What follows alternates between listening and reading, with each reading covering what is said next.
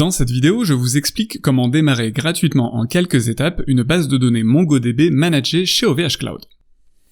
Rendez-vous dans la section Public Cloud, puis cliquez sur Databases et Analytics, et enfin Databases. Vous allez créer un service, puis sélectionner MongoDB. Plusieurs possibilités relatives au type d'offre sont ensuite détaillées, et pour cette vidéo, le choix sera fait de sélectionner Discovery, qui donnera accès à une base de données de 512 MB pour démarrer votre projet. Dans le cadre de l'offre Discovery, la localisation, la taille des nœuds ainsi que les options réseau sont limitées au réseau public, et sont déjà pré-remplis. Il ne reste donc qu'à cliquer sur Commander. En fonction du type d'offre choisi, le déploiement de la base de données peut aller jusqu'à 10 minutes. Une fois déployée, prenez un instant pour la sécuriser.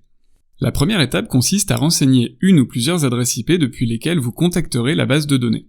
Cette action se fait dans l'onglet Whitelist IP autorisé.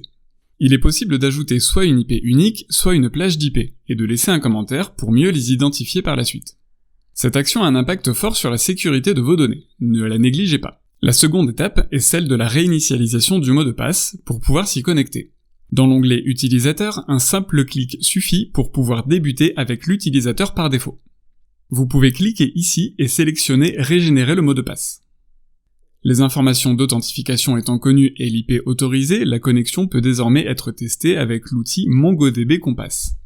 Copiez-coller les informations de connexion, modifiez l'identifiant ainsi que le mot de passe, puis cliquez sur Connect. Vous voilà donc connecté à votre base de données MongoDB.